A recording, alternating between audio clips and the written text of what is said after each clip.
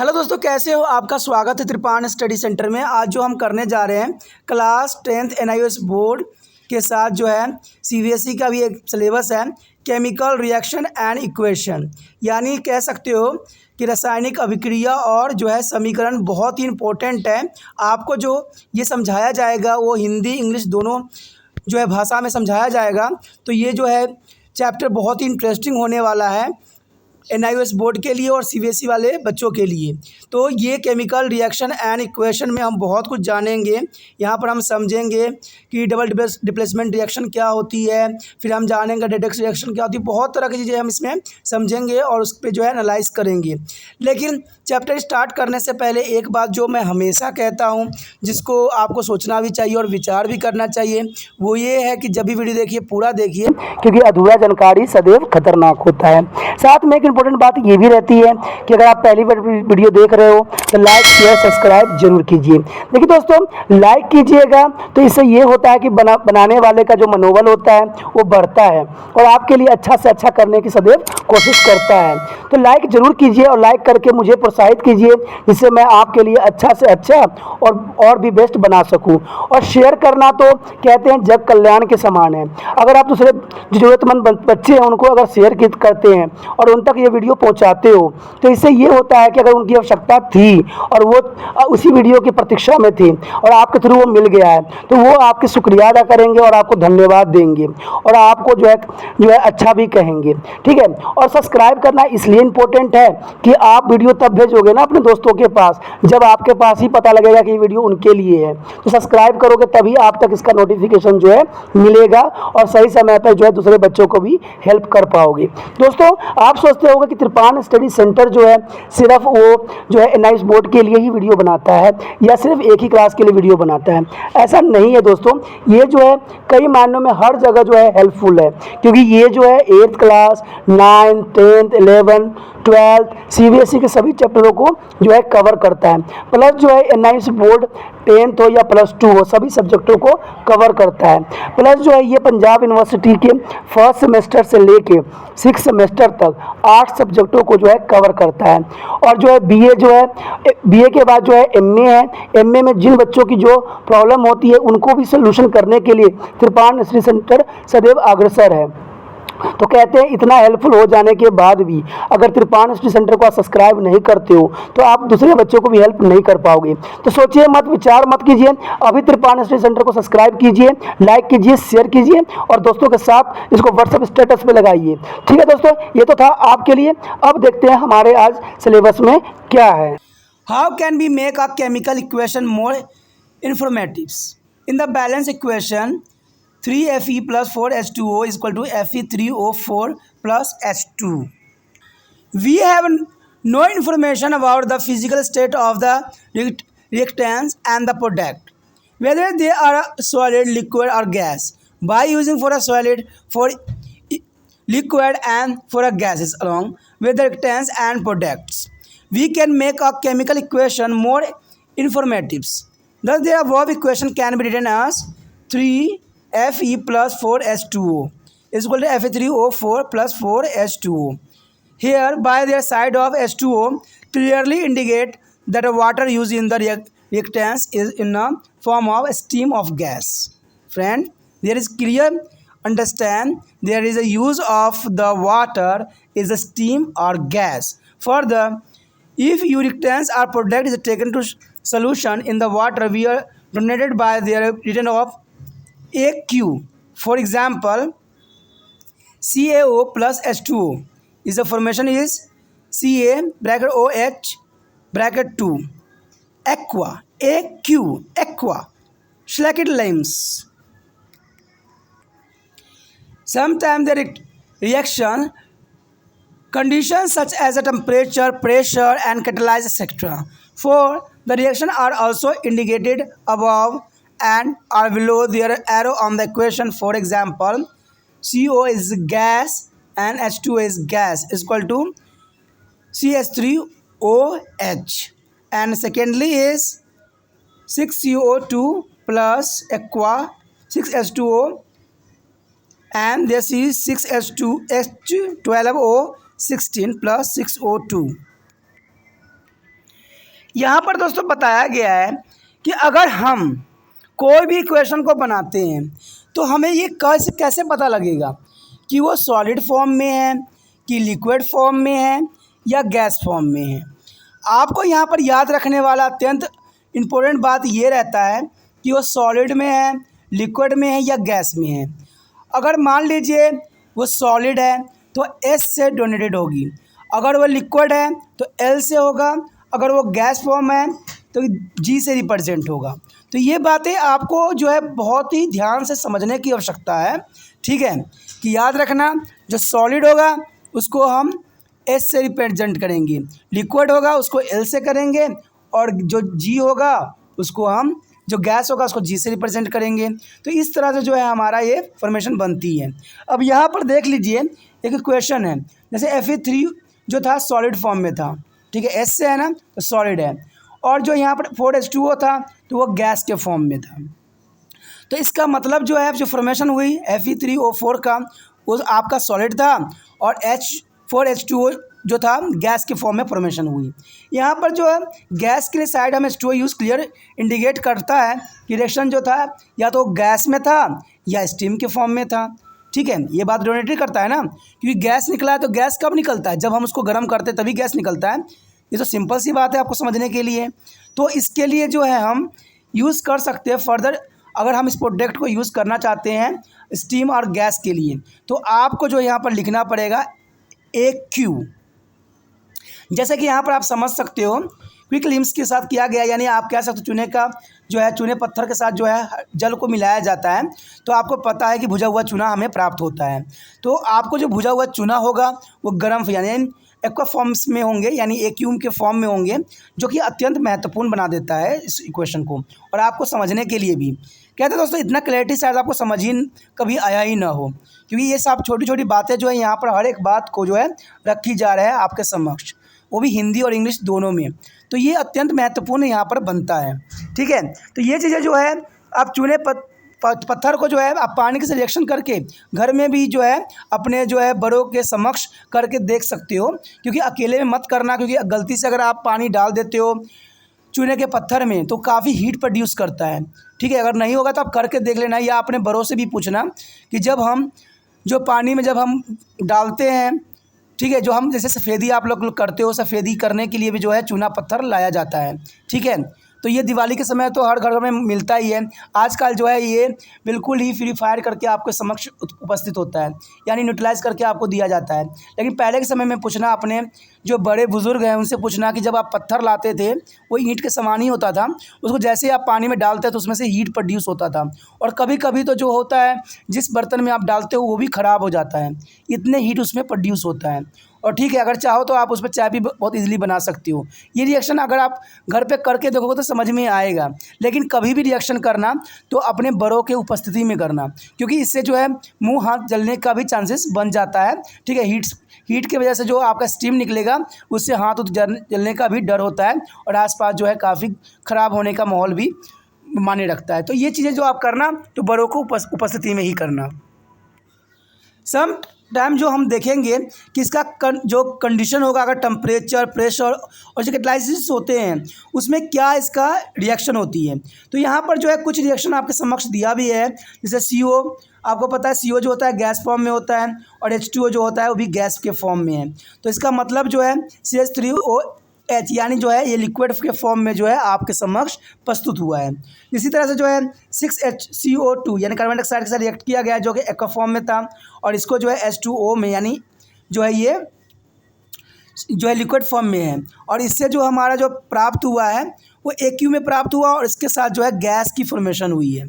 तो दोस्तों ये चीज़ें जो होते हैं आपको समझने के लिए बहुत ही महत्वपूर्ण होते हैं, तो ये समझना आपके लिए ज़रूरी भी है। Some important tips for balancing a chemical equation. Use the simplest possible set of Walsh number coefficient to balance a chemical equation. Normally, we do not return to the frictionally coefficient in such a equation as molecules are not available in the frictions. We multiply the equation by appreciate number and ensure the entire equation had a Walsh number coefficient. Do not change to subscript into the formulate of reactants or of product due to balancing, as that may be change the identity of the substance. For example, 2NO2 mean two molecules of nitrogen oxide, but if we double the subscript, we get N2O4 will there formulate or dinitro tetroxide is complete different compound. यहाँ पर दोस्तों एक बात की जो है बहुत अच्छा सुझाव दिया गया है, जिसको आपको सोचना भी चाहिए और विचार भी करने की आवश्यकता है। यहाँ पर बताया कि कोई भी सिंपलेस्ट अगर आप लिखते हो केमिकल इक्वेशन, तो ये बहुत समझदारी से लिखना बहुत ज़रूरी है। मैं पहले ही कह चुका हूँ कि कोई भी अगर हम नया बदलते हैं तो वो मल्टीप्लाई में ही होना चाहिए, ये यानी गुणा के फॉर्म में होना चाहिए, न कि पावर के फॉर्म में होना चाहिए। इससे क्या होता है कि सारे इक्वेशन जो होती है आपका चेंज हो जाता है। यही बात जो है यहाँ पर बताया गया है सेकेंड पॉइंट में कि अगर आपने, ठीक है, कि अगर चेंज कर दिया, एग्जाम्पल दिया गया है कि अगर आप 2NO2 लिखते हो, ठीक है, तो इसका मतलब जो होता है कि ये मॉलिक्यूल्स जो है 2 मॉलिक्यूल्स ऑफ नाइट्रोजन डाइऑक्साइड का है। लेकिन वही अगर आप चेंज कर देते हो, इसकी स्क्रिप्ट गलत लिख देते हो, HN2O4 कर देते हो, तो इसके जो मतलब ही होता है जो चेंज हो जाता है बिल्कुल ही, ये डाइनाइट्रो टेट्राऑक्साइड में कन्वर्ट हो जाएगा, जो कम्प्लीटली अलग कंपाउंड बना देता है। तो इसलिए कहते हैं केमिकल जो होती है बहुत ही खतरनाक होती है, और ये जो होता है अपने ग्रुप जनों के समक्ष ही करना चाहिए, या अपने जिनको एक्सपेरिमेंट है इन चीज़ों को करने का है तरीका मालूम, उन्हीं के समक्ष करना चाहिए। अगर आप एक भी बैलेंस को जो है बिगाड़ देते हो, ठीक है, अगर मान लीजिए जैसे कि सोडियम ही होता है, अगर आप खुले में छोड़ दोगे तो ऐसे ही उसमें आग लग जाता है, ठीक है। तो इसीलिए कहा जाता है कि इन सब बातों के लिए बड़ी अत्यंत महत्वपूर्ण होता है कि आप इसको अपने टीचर के समक्ष या गुरुजन के समक्ष ही इन चीज़ों का जो है आप अच्छे से एक्सपेरिमेंट कीजिए, तभी जाके आपको इसके बारे में समझ भी आएगा और इसको जो है आप बेहतर से इसको बारीकी को जान भी सकोगे। The next topic is a significance of balanced chemical equation. Significance. A qualitative is a chemical equation simply describe what is a reactants and product are.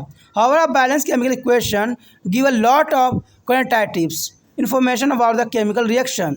A balanced chemical equation tells us the number of atoms and molecules taking part in the reactions and the corresponding masses in the atomic mass unit, means AMU or U. The number of moles taking part in the reaction with the corresponding masses in a grain.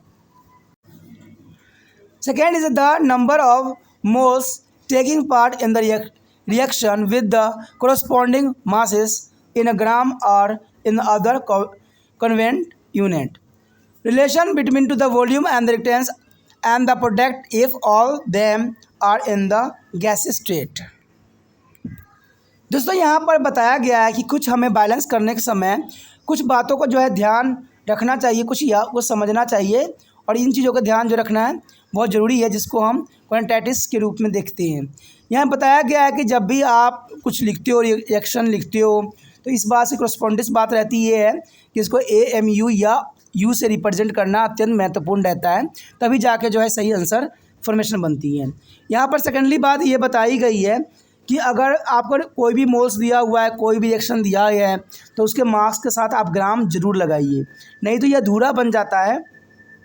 और मान लीजिए किसी reactance या product के form में है, तो उसमें जो है गैसीय स्टेट में ही रहेगा, ये अत्यंत महत्वपूर्ण बन जाता है। तभी तो कहते हैं significance of balance chemical equation में अत्यंत महत्वपूर्ण अपना स्थान रखता है। Let's understand a moles and mass relationship. Let us consider a chemical reaction between nitrogen and hydrogen in presence of catalyst. Is nitrogen plus 3H2O. It is catalyst is 2NH3, means 2 moles of ammonia is a formation. We may multiply the entire equation by any number, say 100, we obtain 1 into 100 molecules plus 3 into 100 molecules is equal to 2 into 100 molecules of ammonia. Friend, here use a multiplication of entire equation of Avogadro numbers, means 6.022 into 1023 is Avogadro number. We get 1 into 6.022 into 1023 plus 3 into 6.022 into 1023 is equal to 2 into 6.0022 into 1023. The molecules of ammonia. Since 6.022 into 1023 molecules of any substance constitute its 1 moles. Therefore, we can retain 1 mole of nitrogen plus 3 mole of hydrogen is equal to 2 moles of ammonia. Take a molar marks into the considerations. We can retain 1 into 28 grams of nitrogen, 3 into 2 grams of hydrogen and 2 into 70 gram of ammonia, and 28 grams of nitrogen plus 6 gram of hydrogen and 34 gram of ammonia. Let us write our equation once again. N2 plus 3H2 is equal to 2NH3. The 1 mole 3 moles of hydrogen, 2 moles of ammonia, and 1 mole of nitrogen, 3 mole of hydrogen and 2 mole of ammonia. 28 gram of nitrogen, 6 gram of hydrogen and 24 gram of ammonia. Remember, quantities of substance consuming a product can be determined only if we use a balanced chemical equation. The next topic is volume relationship for reaction involving our gases. Friend, the next topic is the volume relationship for reaction involving gases. The French scientist Gave Lussac found that a volume of reactants and product in a gaseous state are related to each other by small integers, provided the volumes are measured at the same temperature and pressure. Le-Lussac is a discoverer of integer ratio volume relationship is actually the law of defined proportion by the volume. Remember, the law of defined proportion studies in the lesson 3 atom and molecules was with the respect to masses. Let us take a following example. 2H2 plus O2. The formation is product is 2H2O. Here 2 volumes, 1 volume is equal to 2 volume. The samely 2 moles of hydrogen and plus 1 mole of oxygen. The formation of 2 moles of water according to the Avogadro law. Here hydrogen, oxygen and water vapors are at the same temperature and pressure, say 100 Celsius, and 1 atmospheric pressure. From this is a basic concept. We can conclude that if we take 100 ml of hydrogen and 50 ml of oxygen, we shall get 100 ml water vapors, and provided all volume are measured at the same temperature and pressure. Thus from our balanced chemical equation, we get a relationship between moles, mass and volume of the reactants and product. This quantitative relationship has been found very useful in the chemical calculation. दोस्तों यहाँ पर जो है volume का जो relationship बताई गई है रिएक्टेंट्स के साथ और गैसेस स्टेट के साथ, कहते हैं इसको जो सबसे पहले प्रतिपादित किया था गेल लुसाक ने, जिन्होंने बताया था एक फ्रेंच साइंटिस्ट थे, जिन्होंने साफ शब्दों में बताया था कि जो गैसेस रिलेशनशिप होते हैं वो एक दूसरे से संबंधित होते हैं। इसमें इंटीजर्स जो होते हैं प्रोवाइड्स करते हैं वॉल्यूम मेजरिंग ऑफ टेम्परेचर, और इसके लिए प्रेशर बहुत इंपॉर्टेंट होता है। उन्होंने बताया था कि स्मॉल इंटीजर्स जो होते हैं उस पर जो है टेम्परेचर और प्रेशर का जो है प्रभाव रहता है। उसके बाद उन्होंने बताया था, आपको शायद याद भी हो कि हमने जो पिछले चैप्टर में किया था एटम एंड मॉलिक्यूल्स में, उसमें हमने एक लॉ भी पढ़ा था और एक रेगुलेशन भी पढ़ा था कि law of defined proportion of by volume. तो ये चीज़ें जो थी बहुत इंपॉर्टेंट थी, शायद आपको याद भी हो या न भी, लेकिन वो चीज़ें यहाँ पर जो है अप्लाई हो रही है। इसका जो है एग्जांपल हम देख सकते हैं। जब हमने उस समय जब अवगाड्रो लॉ किया था तो उस समय ये फार्मूला मैंने आपको बताया भी था, ठीक है। अगर नहीं समझ है तो आप दोबारा से उस वीडियो को देख लेना, समझने की कोशिश करना, ठीक है। इसके रिगार्डिंग जो हमने देखा था, अगर मान लीजिए यहाँ पर हाइड्रोजन के जो है 4 यहाँ यानी 2H2O है और ऑक्सीजन O2 है और 2H2O में के रूप में आपके समक्ष है। तो यहाँ पर जो आप देखोगे कि 2 वॉल्यूम है हुआ हाइड्रोजन में रह गया, ऑक्सीजन में 1 वॉल्यूम लेंगे, और जो है जो जल का निर्माण हुआ था उसमें से 2 वॉल्यूम लेंगे। तो आप कह सकते हो सिंपली शब्दों में कि जो इसका 2 मोल जो होगा हाइड्रोजन का होगा, 1 मोल जो होगा ऑक्सीजन का, और 2 मोल जो होगा वो जल का होगा। जहाँ की अगर आप अकॉर्डिंग टू द अगर उसको लेते हो, अवगार्डो लॉस के रिगार्डिंग लेते हो, तो यहाँ हाइड्रोजन, ऑक्सीजन और वाटर जो है vapour form are the same temperature और प्रेशर के रूप में 100 सेल्सियस पे जो है एटमॉस्फेरिक प्रेशर के ऊपर रहेगा। और सेम जो है इसमें सारी बातें जो है उसकी वॉल्यूम, मोल और मार्क्स पे डिपेंड करेगा। तो ये सारे जो है रिलेशनशिप यानी संबंध एक दूसरे के साथ काफ़ी बंधे रहते हैं और काफ़ी इम्पोर्टेंट रहता है इनको कैलकुलेशन करने के लिए। The next topic is types of chemical reaction. Friend, it is important topic, types of chemical reaction. Here, so far we have studied how to express a chemical change in form of an equation. We have also studied how to balance a chemical equation in order to derive usefully quantitative information. We can classify chemical reaction into following categories: combinations reactions, decomposition reaction, displacement reaction, and double displacement reaction. दोस्तों, हम यहाँ पर जो पढ़ने जा रहे हैं कि जो रासायनिक जो अभिक्रिया होती है वो कितने प्रकार की होती है। जैसे कि आपने पढ़ा ही है अभी तक कि केमिकल इक्वेशन कैसे हम बैलेंस करते हैं, केमिकल चेंजेस क्या क्या होते हैं, ठीक है, जो हमारे लिए बहुत ही इम्पोर्टेंट थी। अब जो हम पढ़ने जा रहे हैं कि जो केमिकल रिएक्शन होते हैं, यानी जो हमारे समक्ष जो रासायनिक अभिक्रिया होती है, रासायनिक अभिक्रिया किन किन रूपों में होती है।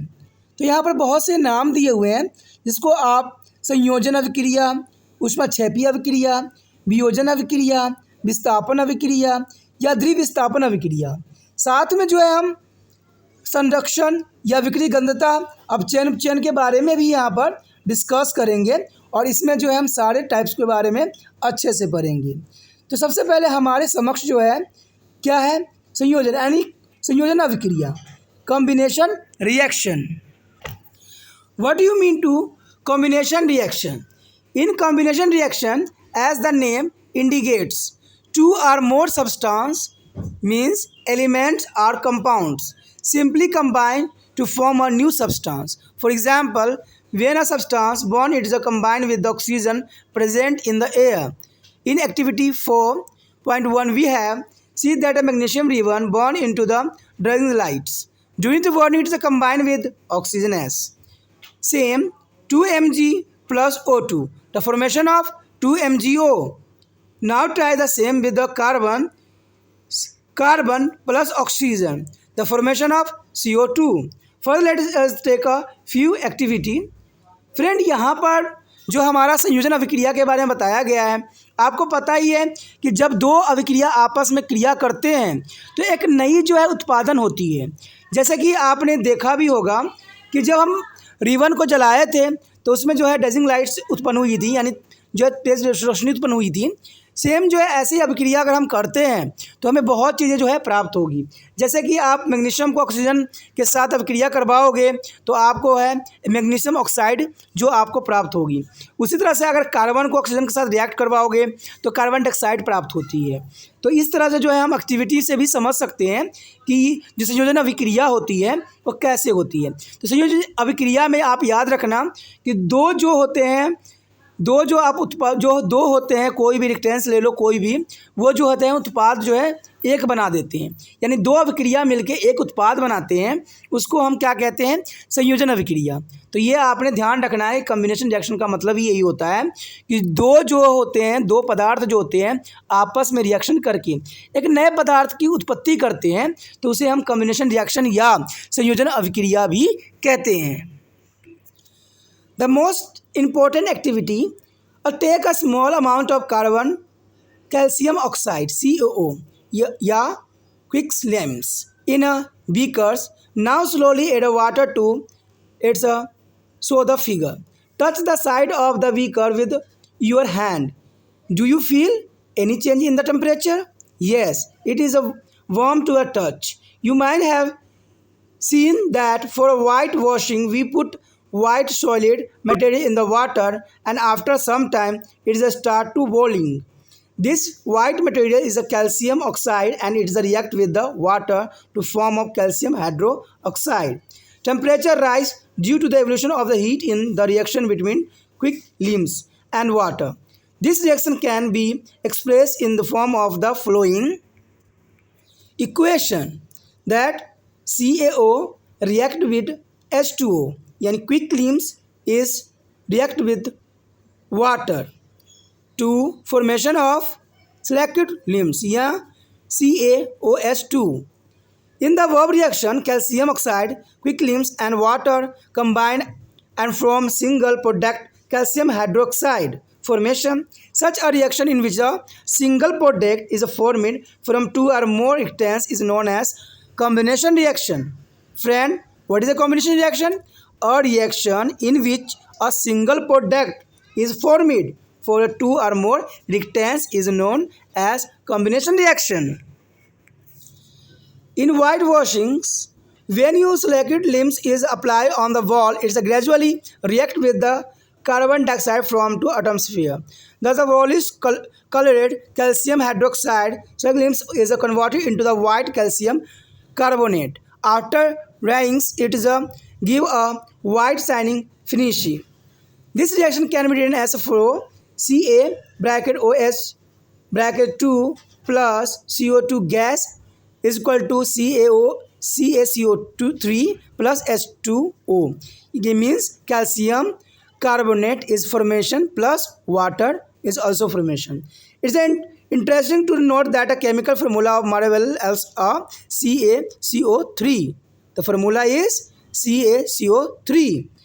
In a activity and 4.1 and 4.2, you have seen that is a lot of heat is involved during to the course of reaction. Such a reaction is which is a heat is released along with the formation of the product are called to the exothermic reaction.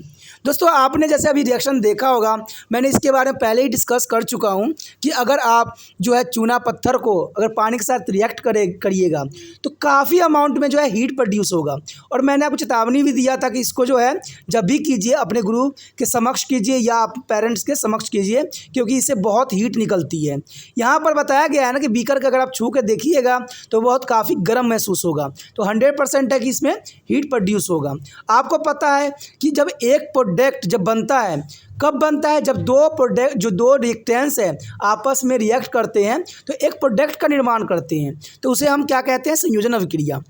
इसी तौर पे जो यहाँ पर बताया गया है, जब भी कोई रिएक्शन होती है और उससे जो हीट रिलीज़ होती है, वो जो हीट रिलीज़ होती है जो भी प्रोडक्ट बनने के दौरान, तो उसे हम क्या कहते हैं? ऊष्माक्षेपी अभिक्रिया, यानी इंग्लिश में कहते हैं इसको एक्सोथर्मिक रिएक्शन। तो याद रखना कि ऊष्माक्षेपी अभिक्रिया क्या होती है? Exothermic reaction. जब कोई रिएक्शन होती है और इसमें जो है हीट प्रोड्यूस होती है तो उसे हम क्या कहते हैं? एक्सोथर्मिक रिएक्शन या ऊष्माक्षेपी अभिक्रिया। Other example of exothermic reaction are burning of natural gas CH4, use of cooking. CH4 is using of cooking. The reaction are CH4 plus 2O2 is equal to CO2 and H2O formations, carbon dioxide and water formation. Respiration and digestion both are exothermic process. This heat energy come from to the food that we eat. Do you know what types of food gives us energy? Food which we are take in form of rice, potatoes and bread contain a carbohydrate. You know that the food rice, potato, bread and other foods is give us carbohydrate is large amount. The carbohydrate are broken down into the glucose during to digestions. The glucose combined with the oxygen in the cells of our body and provide to energy to our body. Reaction are C6H12O6 is a glucose plus is a react with the oxygen, the formation of carbon dioxide plus energy. So it is a carbohydrate is a formations and give to energy. Similarly, the peoples who do physical work require a lot of energy and therefore require carbohydrate in the form of sugar, potato, rice, bread, etc. So friend, the hard working peoples are mainly use of a sugar, potato, rice, bread give a lot of energy because is a require a lot of energy. The decomposition of vegetable matter or biomass into the compost is also an example on the exothermic reaction. If you have a compost pit in your surrounding, you can absorb the yourself. The next topic is decomposition reaction. Decomposition reaction. What do you mean to the decomposition reaction? You have seen earlier that quicklime is a chuna patthar. Solution is used for the whitewashing of our houses. Have you ever thought how this quicklime is obtained? It is obtained by heating limestone is a Francis यानी बाती limestone we heat it give all limbs and carbon dioxide.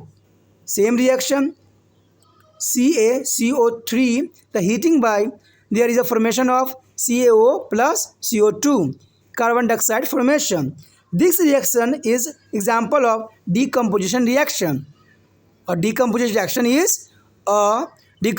reaction is there one is which is a compound decomposed into two or more than two substance element or compound. Let us now carry out some activity. दोस्तों यहाँ पर जो है वियोजन अभिक्रिया की बात में क्या बताई गई है, यानी वियोजन अभिक्रिया को अपघटन अभिक्रिया भी कहते हो। अभिक्रिया देखिए डिकम्पोजिशन का मतलब ही होता है वियोजन या अपघटन। अपघटन का मतलब ही समझ गए होंगे कि एक जो उत्पाद थी, ठीक है, और वो जो है कई उत्पाद में जो है कन्वर्ट कर देता है, तो उसको हम सिंपली कहते हैं अपघटन हो गया है उसमें, यानी वो बदल गया है। तो ऐसे ही आप जैसे कि आपको पता है चूना पत्थर के बारे में बताया गया है। अगर मान लीजिए चूना पत्थर को हमने पाउडर फॉर्म में बदल दिया है, ठीक है, लेकिन उसमें से अगर हम पानी निकाल दें, क्या पानी निकाल दे अच्छे से हीट करके गर्म करके, जब गर्म करोगे तो पानी ऑटोमेटिक जो है उसमें से निकल जाएगा, और जैसे पानी निकल जाएगा आपके समक्ष जो होगा चूना पत्थर दोबारा ही जो है सॉलिड फॉर्म में आ जाएगा और उसमें से जो है कार्बन डाइऑक्साइड गैस निकलेगा। ठीक है, तो ये रिएक्शन जो उल्टा प्रोसेसिंग होता है, देखिए संयोजन अभिक्रिया का उल्टा है, कॉम्बिनेशन रिएक्शन के उल्टा है, ये डिकम्पोजिशन रिएक्शन जो है उल्टा होती है प्रोसेसिंग। तो आप समझ ही गए होंगे कि इसमें जो है हमारा डिकम्पोजिशन रिएक्शन होती क्या है। ठीक है, तो आपको इसमें कन्फ्यूज़न नहीं होना चाहिए। एक बार फिर से मैं बता देता हूँ कि एक उत्पाद जो होती है ये टूट के गर्म करने पर कई फॉर्मों में कन्वर्ट हो जाती है, दो या दो से अधिक में कन्वर्ट हो जाती है, उसको हम डिकम्पोजिशन रिएक्शन कहते हैं। सेम जो है ये कम्बिनेशन रिएक्शन के उल्टा होता है, यानी संयोजन अभिक्रिया का जो है उल्टा आपका वियोजन अभिक्रिया या अपघटन अभिक्रिया कहलाती है। तो ये आपको ध्यान रखने वाली बात है। अब चलिए देखते हैं हम एक्टिविटी में हमारे समक्ष क्या बताया गया है। The activity take about 2 grams of ferrous sulfate in a hard glass test tube is shown in figure. Hold the test tube with a test tube holder and gently heat over to the flame. After heating for about 1 minute, observe the change in the color of ferrous sulfate. Smell the odor of the gas carefully. What do you observe? The greenish color of the ferrous sulfate crystal gradually fades away and a smell of burning of sulfate is found.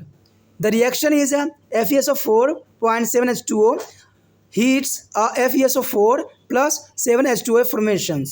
Ferric is the acid heat by the ferric oxide, sulfur dioxide and sulfur trioxide. The one product are formation of many product, yani 2 or more product are formed. Here ferric sulfate FeSO4.47H2O crystal first lose of water, then decompose of SO2 and SO3 gases. So important. Another example आगे का जो video है दोस्तों हम अगले part में करेंगे। ठीक है, ये पार्ट जो था हमारे लिए बहुत ही महत्वपूर्ण था, बहुत ही जरूरी था। अगला पार्ट जो है अत्यंत ही आवश्यक है, तो अगले पार्ट को आप मिस नहीं कीजिए, उसको देखिए और समझिए और जानिए। ठीक है, ये पार्ट में हमारा इतना था, हम अगले पार्ट बी पार्ट में मिलेंगे। Application of heat such a reaction fall in the category of thermal decomposition. The other name is a thermal decomposition. It's the most important for exam view. So in diagram, the evaporates of SO2 plus SO3 gas formation. Why formation? The heat of green color crystal of ferric sulfate, a hardly taste of tube, the flame with a flame, they are produced of SO2 and SO3 plus oxygen. Their experiment is important for exam view. दोस्तों यहाँ पर जो है आपको एक experiment दिखाया जा रहा है, जिसमें आपको जो है ख़ास तौर बताया गया है कि जब हम फेरिक सल्फेट को जब हम गर्म करते हैं, ठीक है, किसी भी फ्लेम से, तो उसमें जो आपको जब हीट होगा तो हीट से क्या होगा, इसमें जो है SO2 और SO3 की फॉर्मेशन होगी प्लस ऑक्सीजन की फॉर्मेशन होगी। तो ये चीज़ इंपॉर्टेंट रखती है, क्योंकि हमने आपको बताया ही था कि जो वियोजन या अपघटन अवक्रिया होती है, तो इसमें जो होती है लार्ज अमाउंट में जो है एक प्रोडक्ट टूट के कई प्रोडक्टों में कन्वर्ट हो जाती है। और यहाँ पर जो है कई प्रोडक्ट टूटे हैं और कई बने हैं, जैसे SO2 बना है और SO3 बना है, प्लस ऑक्सीजन भी निकला है। तो आप कह सकते हो ना कि एक की टूटने की वजह से कई फॉर्मेशन जो यहाँ पर वो एक केमिकल हुई है। तो इसी को ही हम वियोजन अवक्रिया कहते हैं। और इस एक्टिविटी से आपने अच्छी तरह से समझ लिया होगा कि जो वियोजन अवक्रिया होती है या अपघटन अवक्रिया होती है वो किस प्रकार होती है, और इसको जो इसमें जो एनर्जी निकलती है उसमें थर्मल जो है रिएक्शन भी हम कह सकते हैं, इसमें कोई बुराई नहीं है। The other example of take a plastic mug, drill 2 holes at its base and fit a rubber stopper in these holes. Insert graphite electrolytes in this rubber stop in showing the picture. Connect this electrolyte to 6-volt battery. Clear show in this picture. The one battery is a 6-volt are connected to the positive and negative charge on their graphite electrolytes. For a acidified water, the produce of oxygen gas and hydrogen gas. It is an electrolyte of water present in the. Now observe carefully what happens. You will be find bubbles of gas over both the electrolytes. Take a 2 test tubes, fill them with the water and invert them over 2 graphite electrolytes. Bubbles formed at the electrolytes are found to be the place of water filled in the 2 test tube. After some time, observe the volume of the 2 gases. You will be find that the volumes ratio of the 2 gases, oxygen and hydrogen. The ratio is 1:2. Carefully remove both the test tube containing these gases one by one and test them with the help of your tutor at the study center. The 2 gases are hydrogen and oxygen, and there is a volume are in the ratio of 2:1. Especially the gas occurs low. The decomposition of water in the experiment take place due to the electrical current that is a pass through the water. Friend, what is the electrolytic decomposition reaction? Electrolytic decomposition reaction means a reaction in which a compound decomposes due to electrical energy into 2 or more than 2 substance, element or compounds. It's called electrolytic decomposition reaction. Friend, what is a electrolytic decomposition reaction? A reaction in which a compound decomposes due to the electrical energy into 2 or more than 2 substance, element या compound. It's called electrolytic decomposition reaction. दोस्तों इस जो आपने experiment देखा, इसमें जो है graphite यानी ग्रेफाइट जो होती है, आप ग्रेफाइट अपने घरों पर भी देख सकते हो। आपके जो पेंसिल बने होते हैं वो ग्रेफाइट से ही बने होते हैं। ग्रेफाइट को जो है एक जो है क्या कहते हैं, अधातु कहते हैं, लेकिन फिर भी ये धातु के कार्य करते हैं।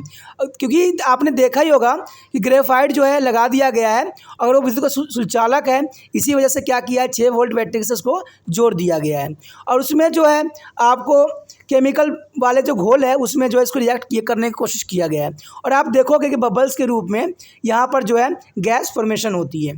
तो इसे आप कह सकते हो कि इस रिएक्शन की वजह से क्या हुआ, ऑक्सीजन और हाइड्रोजन गैस की जो है फॉर्मेशन हुआ, जो कि बिल्कुल दर्शाता है कि ये 1:2 के फॉर्मेशन में हुआ है।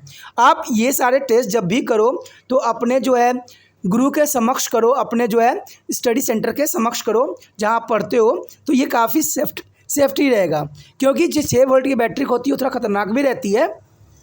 तो ये रिएक्शन जो है अत्यंत महत्वपूर्ण होता है। इसका कारण यही है कि आपने गैल लुईस लो आपने पढ़ा था, उसने बताया था कि 2:1 में ये रहती है। तो यहाँ पर जो है एक आपको डेफिनेशन दिया गया है जो बहुत ही इम्पोर्टेंट है।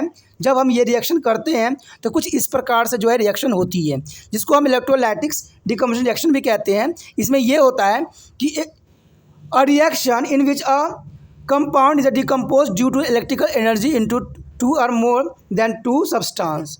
ठीक है, यानी एक कोई भी अगर आप कंपाउंड लेते हो, अगर उसको इलेक्ट्रिकल एनर्जी के साथ उसको रिएक्शन करवाते हो, जैसे कि हमने 6 वोल्ट विद्युत धारा के साथ इसको रिएक्शन करवाया था, तो इस सारे फॉर्मेशन जो में होती जो है एक से कई जो है फॉर्मेशन मिलती है, यानी प्रोडक्ट आपको मिलता है, उत्पाद आपको प्राप्त होता है। वो एलिमेंट भी हो सकता है या कंपाउंड भी हो सकती है, कुछ भी हो सकता है। तो इसे हम क्या कहते हैं, इलेक्ट्रोलाइटिक्स डिकम्पोजिशन रिएक्शन। तो इसमें आपको कन्फ्यूज़न नहीं होना चाहिए कि ये इलेक्ट्रोलाइटिक्स डिकम्पोजिशन रिएक्शन क्या होती है, और आपको समझ में भी आ गया कि इसको 1:2 के में हमें जो फॉर्मेशन किया था, इसका वॉल्यूम जो था यानी आयतन जो थी 1:2 के हमें फॉर्मेशन से मिली थी। तो ये काफ़ी महत्वपूर्ण रह जाता है आपके एग्ज़ाम के लिए। तो ऐसे क्वेश्चन को छोड़ना समझदारी नहीं मानी जाती है। आगे का टॉपिक जो रह गया है दोस्तों, हम अगले पार्ट में करेंगे, अगले भाग में करेंगे। तो आप इस तरह बने रहिए त्रिपान स्टडी सेंटर के साथ, और अपने दोस्तों के साथ भी शेयर कीजिए। इसी के साथ जो है दोस्तों हमारा टॉपिक आज खत्म हो रहा है। ठीक है, अगर आपको अच्छा लगा तो लाइक शेयर सब्सक्राइब जरूर कीजिए। अगर पहली बार अगर आप वीडियो देख रहे हो, पहली बार मेरे चैनल पे आए हो, तो सब्सक्राइब करना आपका फर्ज बन जाता है। सब्सक्राइब करने से ये होगा कि जो भी मैं आप क्लास के रिगार्डिंग कोई भी वीडियो डालूंगा उसका नोटिफिकेशन जो है समय समय पर आपको प्राप्त होता रहेगा। अगर सब्सक्राइब नहीं कीजिएगा, अगर आप दोबारा से त्रिपान स्टडी सेंटर पर आने की कोशिश कीजिएगा तो वहाँ पर आप त्रिपान लिखिएगा तो जो है वो त्रिपस कर देगा। ठीक है, जो आप गूगल पर सर्च को त्रिपस कर देगा, जिससे वजह से आप जो है मेरे वीडियो का जो है फायदा नहीं उठा पाओगे। तो सोचिए मत, विचार मत कीजिए, सब्सक्राइब कीजिए। आप सोचते होइएगा कि मेरे जो एग्जाम खत्म हो जाने के मेरा क्या जरूरत है त्रिपान स्टडी सेंटर से। ठीक है, तो इसलिए सब्सक्राइब नहीं करने का सोचिएगा। लेकिन दोस्तों ऐसा नहीं है, त्रिपान स्टडी सेंटर जो है बहुत हेल्पफुल है।